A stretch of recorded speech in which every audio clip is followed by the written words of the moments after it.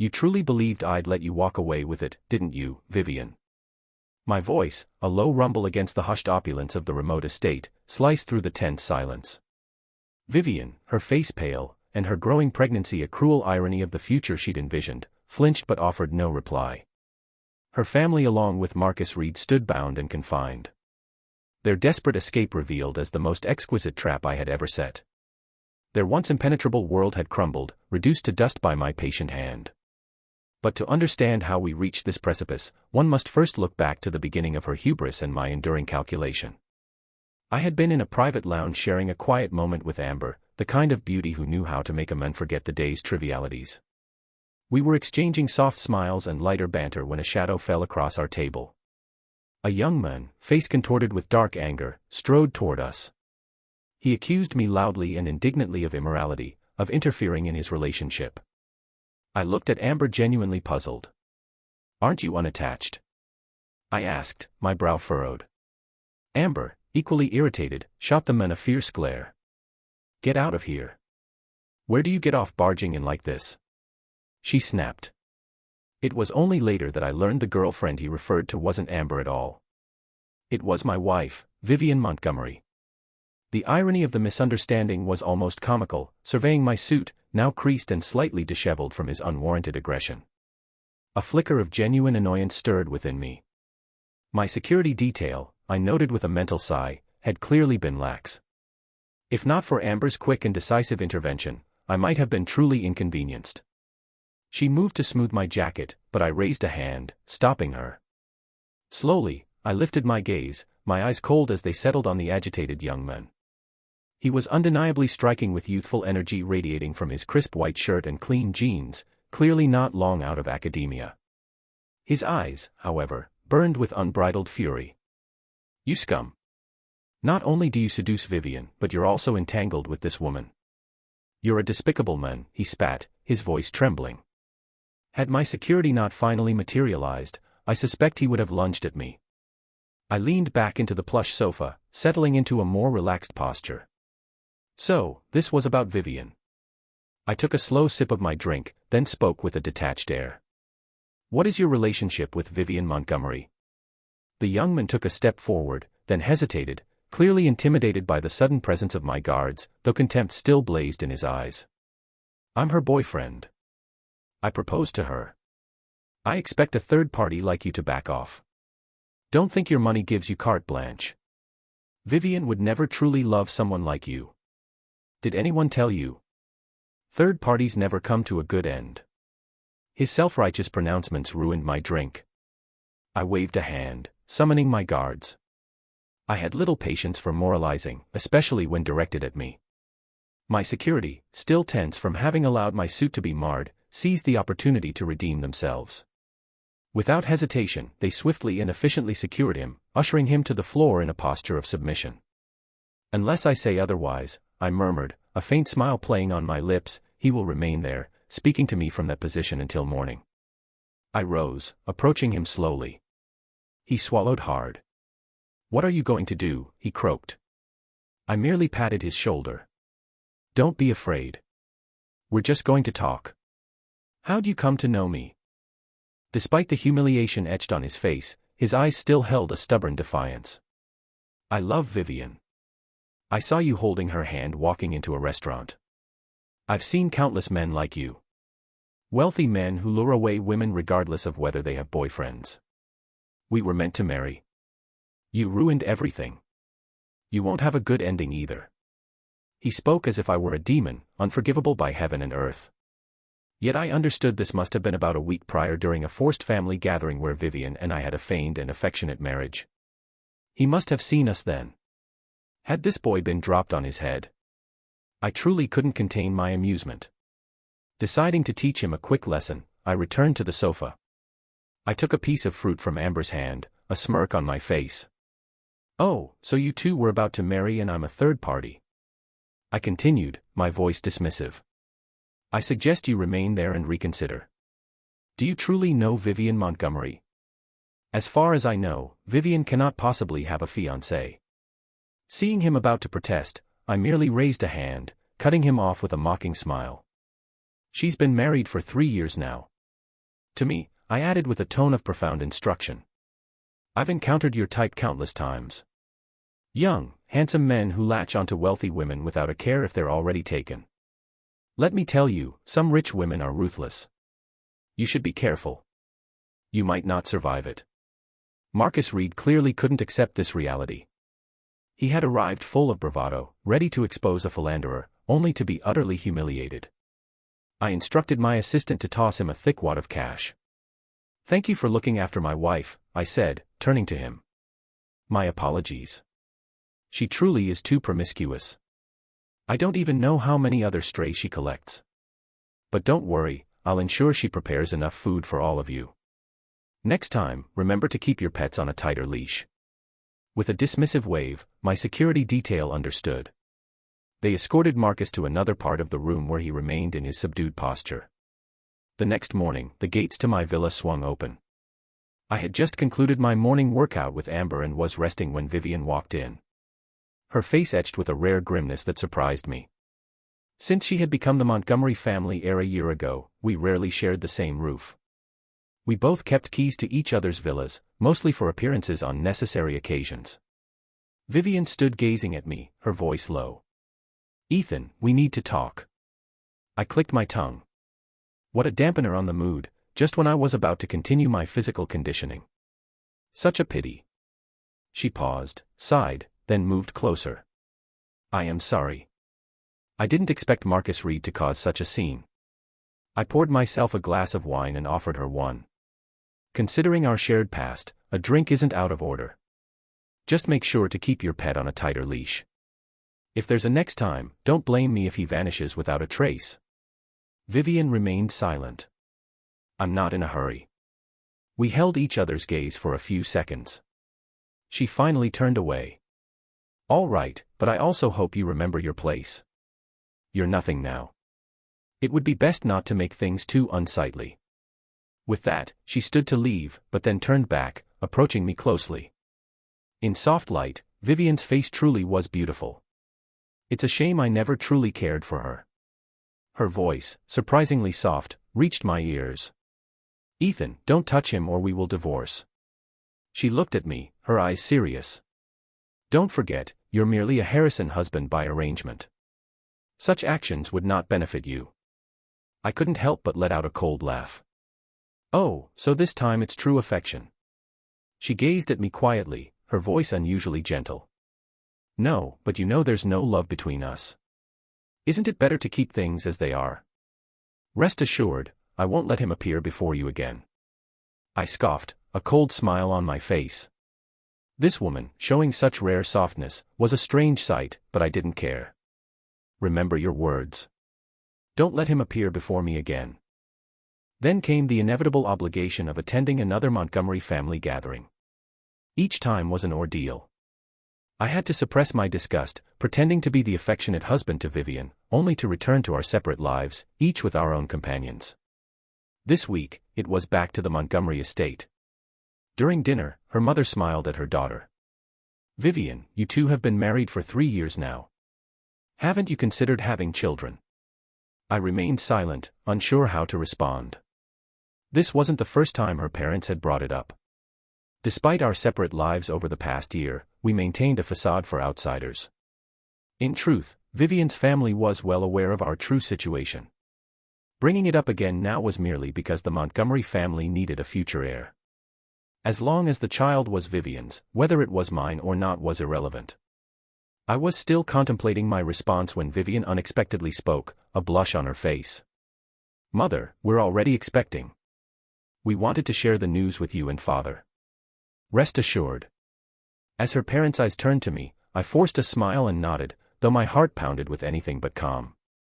There was no affection between Vivian and me. We practically bristled at each other's presence. We had long ago agreed to live our own lives, to have our own lovers, or even illegitimate children, but never to bring such matters into the public eye. What was she doing today? Was she forcing me to be a surrogate father? After forcing down the meal, I stood up, intending to leave. Perhaps my expression was not as composed as I thought, for her parents seemed to sense my discomfort. Still, they feigned innocence. Ethan, are you not feeling well? Is there something you wish to tell us? I merely offered a faint smile, no answer. Vivian maintained her enigmatic half-smile, seemingly unconcerned. She answered for me. It's nothing, Mother. Ethan is just concerned about my health. Her mother beamed, gently patting my arm. Ethan, our little Vivian has always been pampered. If anything upsets you, you must tell us. All right, I nodded. Mother, rest assured. There are some matters at the company.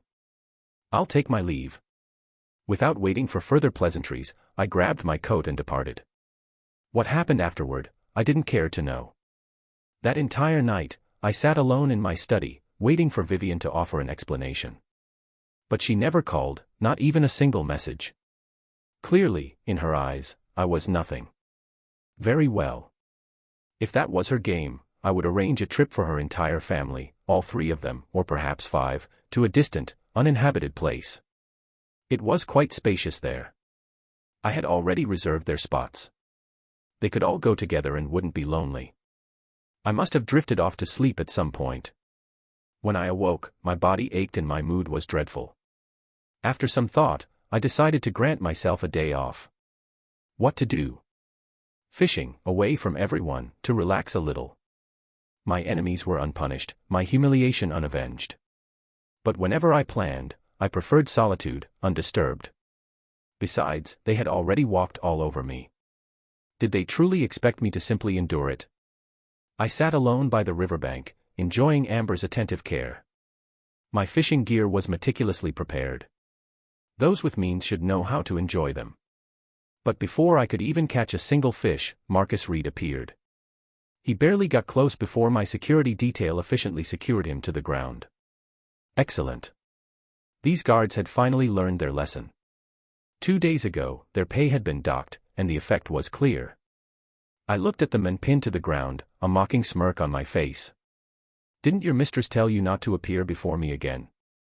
Amused, honestly. In my eyes, men like him, blindly dreaming of climbing the social ladder, are just foolish.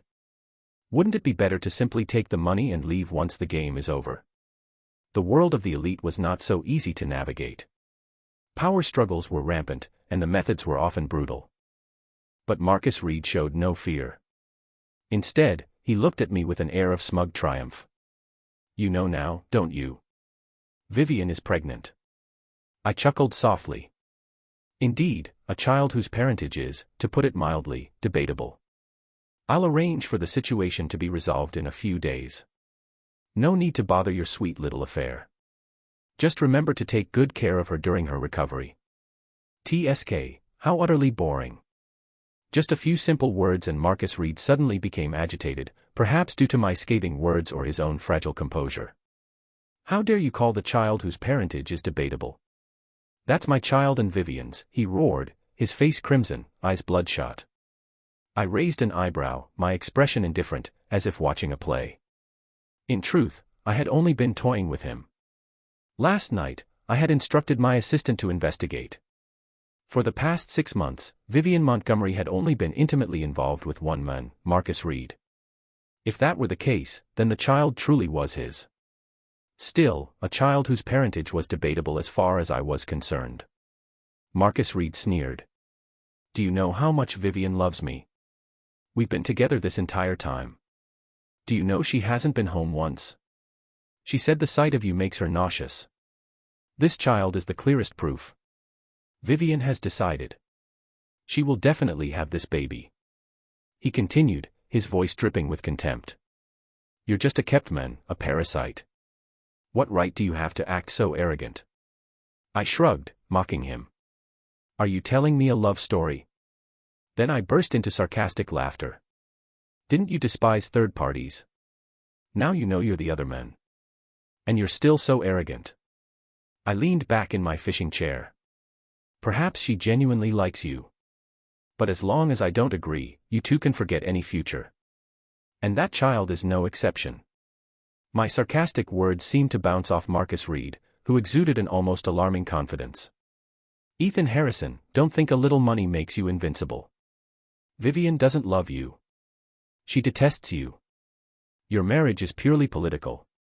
You're nothing more than a man married into her family. Why do you have to hold her back? If you can't bear to let her go, then sign the divorce papers yourself. Otherwise, prepare to raise my child for me. I lit a cigarette, watching him through the thin smoke, a cold smile playing on my lips. Adorable in your stupidity. Do you truly think latching onto Vivian Montgomery guarantees you victory? 3 years of marriage. I've long grown tired of the Montgomery family. 3 years was enough for me to meticulously lay out my plans. Raising your child? You aren't worthy. I scoffed. If I were you, I'd be begging on my knees 100 times over just for a chance at a comfortable life. In Vivian's eyes, you're merely a slightly more articulate pet. Marcus Reed was furious, but these young men always seemed to believe that before the law, everyone was equal. Ethan Harrison, don't be so arrogant. In Riverside City, you can't do whatever you want, he roared. I shook my head, bored. This act has worn out its welcome. It's truly uninspiring. I dismissed him, turning to my security with a cold voice. Last time he knelt too little, learned no lesson. This time he kneels until morning. Any movement, a sharp reminder. My security detail had never disappointed me. Despite Marcus Reed's furious cries and struggles, he was quickly silenced. His defiance met with sharp, undeniable reminders of his place. His swollen lips finally convinced him that this deserted place offered no police to call, only a fate dictated by me. Vivian and I had known each other since childhood. Our family's relationship was merely cordial, nothing more. 3 years ago, both families vied for a major project, neither strong enough to secure it alone, forcing an alliance. Thus, our marriage was arranged. Initially, our relationship was tolerable. Neither of us dared to be reckless, fearing any disruption to the inter-family cooperation. Such a loss would be unbearable for either side. For 2 years, despite our individual ambitions, we both knew our private dreams were not easily achieved. I, as a younger son, held no inheritance rights in the Harrison family, and Vivian had a cunning older brother, sharper than any fox. The turning point came a year ago. Vivian's brother was in a car accident. His wife and child died instantly and he became comatose. Montgomery Industries immediately lost its most promising heir. Old Mr. Montgomery had no choice but to re-emerge, simultaneously grooming Vivian. With a sudden influx of wealth, Vivian was no longer the sacrificing daughter in an arranged marriage. Overnight, she transformed, becoming the sole and most sought-after heir of Montgomery Industries in Riverside City. From that point, our relationship became exquisitely strained. I, a younger son without inheritance rights in the Harrison family, was in her eyes merely a tool to maintain ties with my family. Of course, her handsome assistants changed with alarming frequency. Faced with this situation, I said nothing. To outsiders, I was a cuckold, a man wearing metaphorical horns, enduring it all. But I understood one thing: I was not yet strong enough. Whatever I said or did would be wrong. The truth in this world always belonged to the one with the bigger fist. Perhaps because the Montgomery family still relied on Harrison support at the time, Vivian proactively approached me. Ethan, our positions are no longer the same, but you will always be my husband. If you feel unfairly treated, you can also seek your own pleasures as long as no one dies. I nodded and did exactly that. For the past year, we enjoyed a sort of uneasy truce. Her assistants came and went, and my own kept companions rotated. To outsiders, we were the perfect affectionate couple, but in reality, we didn't even reside in the same building. Gradually, Vivian's attitude towards me became nothing more than a thinly veiled pretense of intimacy, a public facade. But I never imagined she would let her pet break the rules. Not only allowing someone like Marcus Reed to confront me, but also attempting to force me into involuntary fatherhood. If that was the case, my 3 years of preparation would not be in vain. I doubted Vivian would simply accept this. Her ambition was too vast. It seemed my fishing trip was over. I turned, pulling Amber into the car, looking at the starlit ceiling of the vehicle and the beautiful woman beside me. I felt a slight ache in my back and a disquiet in my heart. I rubbed my nose self-consciously. Lately, my tutoring sessions with Amber had been rather intensive. Returning from the riverbank, I gazed at the white clouds drifting across the sky. For some reason, my mind drifted back to 3 years ago. I had just returned from studying abroad, only to be immediately thrust into an alliance engagement party. There was no room for resistance. The marriage was entirely forced. I didn't react then, for it felt pointless. My elder brother, Nathan Harrison, had been equally nonchalant. You're right. Of course, the Harrisons need this alliance with the Montgomerys. Accept it or not, you must accept it. Whose fault is it that you didn't strive harder before? Didn't secure your inheritance rights? His words, light as the wind, plunged me into utter despair. That night, I stayed awake alone. I was not one to easily suffer injustice, and I possessed an advantage others lacked: patience. Perhaps it was because from a young age, I knew I would never be the Harrison family heir. My elder brother was 5 years my senior, possessing a stable and astute personality. I could never truly surpass him. Thus, I could only conceal my ambition, leveraging the Harrison family's resources to plot the takeover of Montgomery Industries. In the eyes of others, this was akin to a minnow swallowing a whale. But the truth was, the Harrisons and Montgomerys had always maintained a superficial peace. There were many vulnerabilities to exploit, especially after the Montgomery family's most promising heir met with an unfortunate accident, elevating Vivian to a position she was ill-prepared for, lacking the necessary mettle and experience. My elder brother feared I would challenge his authority. But this time he would help me because Harrison Enterprises would reap immense benefits and gain a loyal yet seemingly innocuous operative. In that case, I could continue to play the role of a useful, unassuming brother. The next morning, I spoke seriously with Nathan, and the results were highly favorable. Brother, I'm not content with the status quo. I want Montgomery Industries. He merely smiled, patiently instructing me. You're still too weak. Moreover, with your status as a political marriage, the Montgomerys will never truly trust you. Not even Vivian. If you want Montgomery Industries, their internal structure must not be too unified. At the very least, you must ignite Vivian's ambition. The Harrison family will be your staunch backing. You already know what you need to do. I nodded, then discussed the details with Nathan. Over the following period, Vivian and I lived a polite, distant existence. No matter how egregious her actions, I endured them with quiet patience. Under my ceaseless tolerance, Vivian's ambition finally broke free. After becoming the sole heir of Montgomery Industries, I continued to play the role of the faithful, unwitting husband, never uttering a word of complaint. Even before Marcus Reed, there was a male model who made a similar scene in front of me. I had remained outwardly calm, maintaining my placid facade with Vivian. That individual, however, soon found himself facing unforeseen complications in his career and personal life and quickly vanished from the social circles he once inhabited. After that incident, Vivian began to strictly forbid her personal assistants from appearing before me. Meanwhile, I quietly began to implement my plan, subtly infiltrating Montgomery Industries. She continued to live lavishly, forgetting herself in pleasure. But none of those male assistants lasted long in her eyes until Marcus Reed appeared. According to my assistant's investigation, the two had been together for almost 6 months. I never cared what Vivian did outside our arranged marriage, but she was absolutely forbidden from flaunting it in front of me. I had warned her.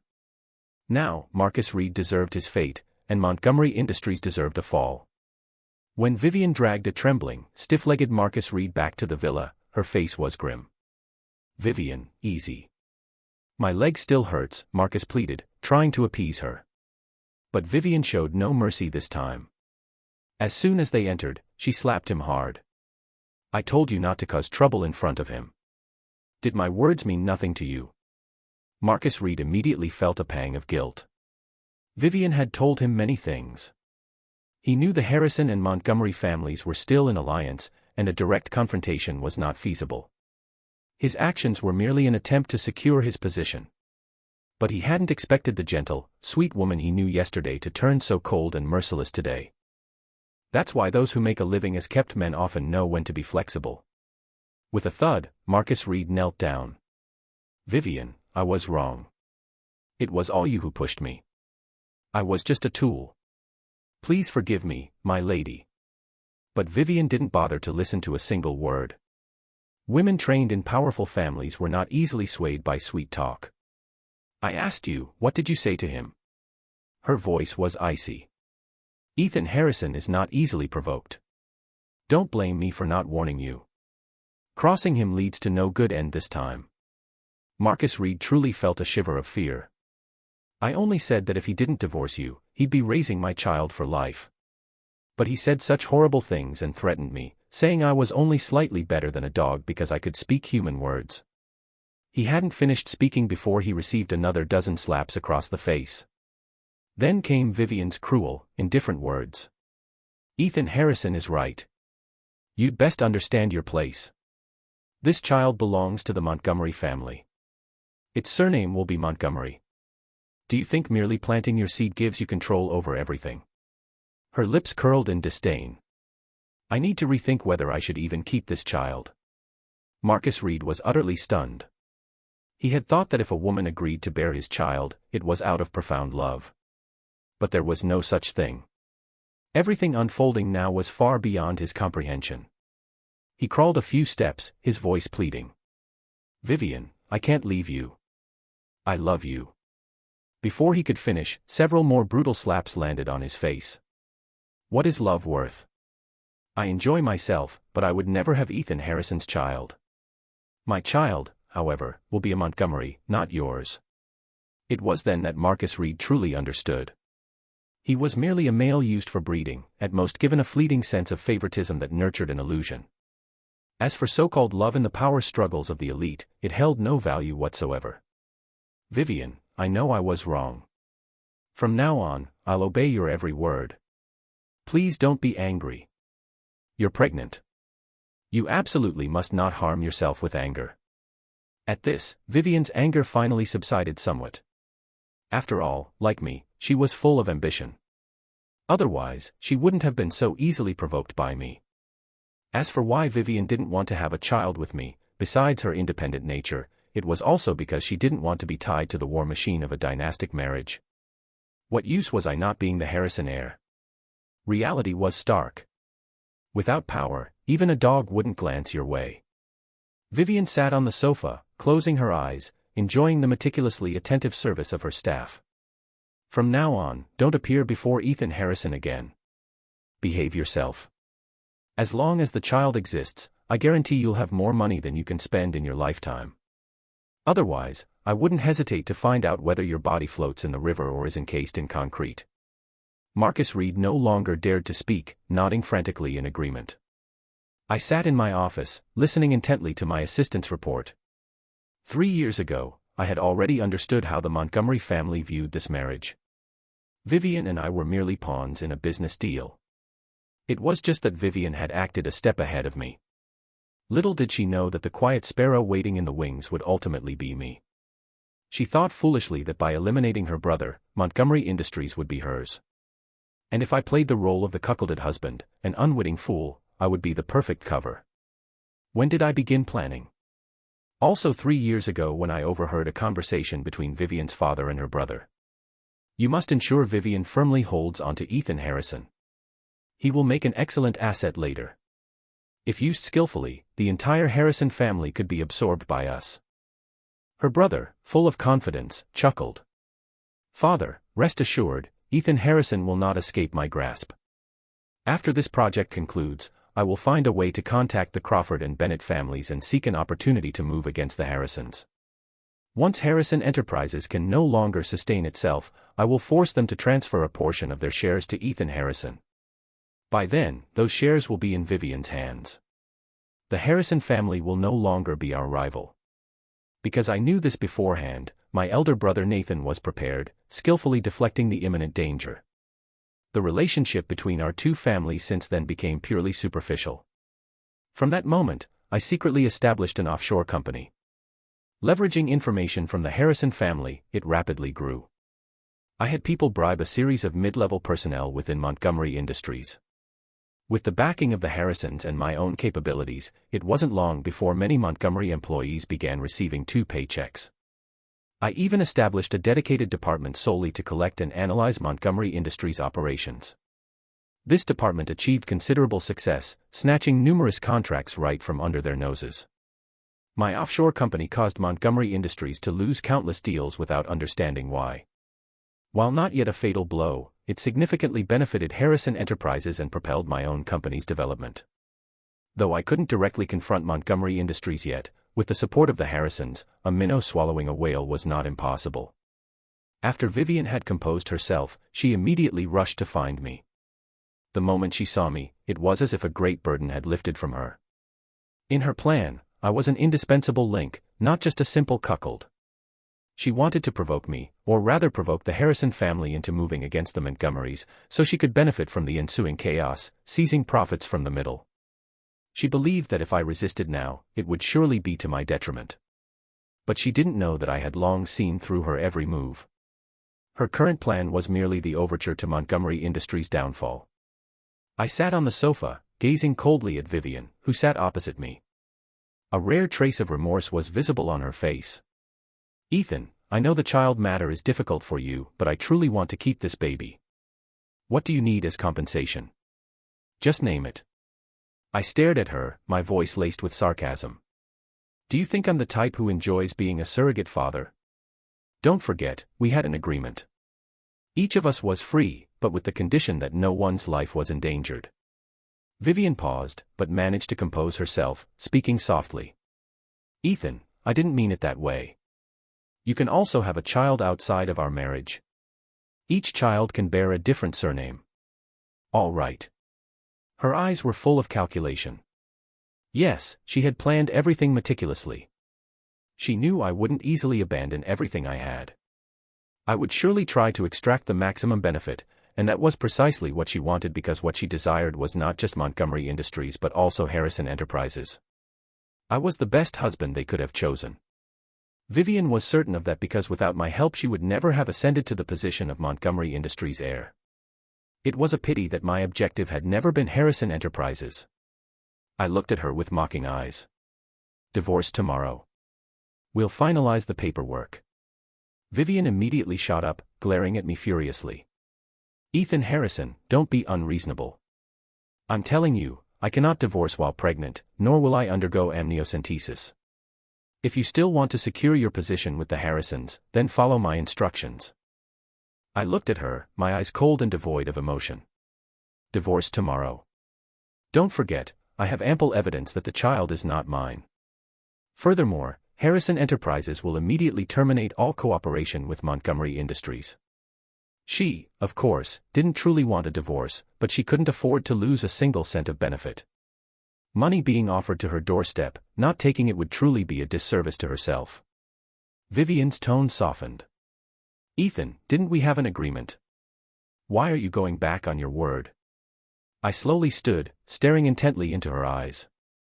"Vivian, don't forget I warned you not to let your pets appear before me. And the audacity to tell your family the child was mine. Did you consider my feelings?" Now all my preparations were complete.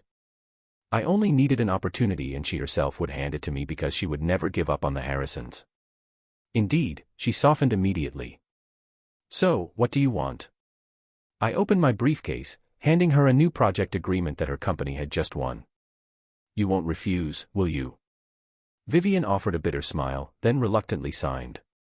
"Ethan Harrison, you certainly know how to pick your moments. You win." Looking at the signature on the contract, I wasn't sure if I felt sorrow or joy. Having known this relationship was destined for tragedy, perhaps it was better to let the storm rage more fiercely. After signing, Vivian left, glancing back at me meaningfully before she departed. I merely smiled faintly, saying nothing more. I had endured for 3 years. A little more time wouldn't hurt. After all, I would never allow myself to face that indignity again. Every humiliation I had suffered, I would reclaim in full, not a single part forgotten. I sent a message to my assistant. Soon after, the news of the free project transfer caused a considerable stir in the business world. Under relentless pressure, the media began reporting on Montgomery Industries' unstable financial situation. Everything seemed to align with why Montgomery Industries would abandon such a massive project. It was rumored that Vivian was so enraged she tore her office apart, leaving it in ruins. With no other option, she was finally forced to publicly disclose the company's financial status. Montgomery Industries was currently operating at a loss of $3 billion, and all those losses had never been recorded in their annual financial reports. When the banks downgraded Montgomery Industries' credit rating, everything began to teeter on the brink of collapse. It was you, wasn't it, Ethan Harrison? In the office, Vivian stared at me, her eyes burning with intensity. She was not foolish. On the contrary, she was very intelligent. From the moment things began to spiral out of control, she had realized there was someone behind the scenes, someone who understood her intimately, manipulating everything. She just hadn't known how I had done it. I shook my head, pouring her a cup of tea. If I say it wasn't me, would you believe me? She shook her head, her gaze unwavering. You prepared for this for a long time, didn't you? It's just that what you wanted all along wasn't Harrison Enterprises, but Montgomery Industries, correct? She truly was intelligent. In that case, I no longer needed to pretend. 3 years playing the devoted husband. The last year playing the sophisticated sycophant. It was truly exhausting. Yes, it was me. Or rather, our Harrison family orchestrated this from start to finish. I smiled, looking directly into her eyes. What I wanted was only Montgomery Industries. Vivian bit her lip. The current situation was indeed perilous. Montgomery Industries was at its breaking point. Over the past year, driven by her unchecked ambition, Montgomery Industries' business expansion had been incredibly rapid. On the surface, it appeared promising, but in reality, too many toxic assets had accumulated. These expansions had completely disregarded whether the ventures suited the company's operational model, whether in terms of capital, technology, or management capabilities. All of this had left Montgomery Industries' financial foundation in a state of high risk. Currently, the only entity that could save Montgomery Industries was Harrison Enterprises. If Harrison Enterprises agreed to conceal the damaging evidence, allowing Vivian to continue her PR efforts and inject a colossal sum of money, the crisis could be temporarily resolved. I understood this and Vivian understood it perfectly. Ethan, I can terminate the pregnancy. If Harrison Enterprises acquires 10% of Montgomery Industries shares as part of the exchange, I will continue to assist you. Afterward, Montgomery Industries will become Harrison Enterprises' strongest asset. I will also be your most loyal wife. We will have our own children. As for your mistresses, you could decide their fates. Vivian spoke with a sweet, seductive smile on her face. But I merely looked at her with contempt. Vivian, what are you dreaming of? Wouldn't it be a better outcome for Montgomery Industries to simply die directly in the hands of Harrison Enterprises? I asked her, a woman who dared to turn against her own brother, do you think I would feel safe sleeping in the same bed with you every night? As soon as I finished speaking, Vivian's face instantly turned ashen. She had realized that groveling and pleading with me now was utterly useless. Despairing, she stood up and walked out of the office, her shoulders slumped in defeat. Under the relentless assault of Harrison Enterprises, Montgomery Industries gradually withered. When their stock price plummeted below its issuance level, the Harrison family began a lightning-fast acquisition of all remaining shares. Within a single month, Montgomery Industries was completely absorbed. The reason everything proceeded so smoothly, besides the numerous Harrison moles within Montgomery Industries, was largely due to Vivian's complete abandonment of resistance. She merely wanted to liquidate her remaining assets as quickly as possible. When the takeover was officially complete, I met with Nathan. I remained the dutiful younger brother, bowing respectfully. Brother, what do you wish to do next? He spoke leisurely, his eyes fixed on the white clouds outside the window. I knew that if my answer was unsatisfactory or aroused his suspicion, I would be the next to fall, not some other family. I smiled, taking a stack of documents from my briefcase and handing them over. Brother, these are 30% of Montgomery Industries shares. I believe siblings shouldn't turn against each other for profit, should we? I paused, seeing no dissatisfaction on his face, then continued. From now on, Montgomery Industries will become the new Harrison Industries. Brother, you won't object to me being the chairman, will you? Nathan looked at the share transfer agreement, a faint smile playing on his lips. Very well, from now on, keep everything clean. The next time I saw Vivian was a month later. She along with her family and Marcus Reed had fled the country with a substantial sum, their last vestige of wealth after liquidating their assets. That day they had just moved into their newly purchased villa. But very quickly they all felt something was amiss. When they awoke bound and confined, it was clear their desperate escape had merely led them into a more elaborate trap. Vivian's growing pregnancy was a stark reminder of the future she'd envisioned. A future that was now irrevocably lost. I merely smiled, closing my eyes. Here in this remote, isolated estate far beyond the reach of their former influence, they were nothing more than a forgotten footnote. Their lives unraveling into a stark, inescapable reality.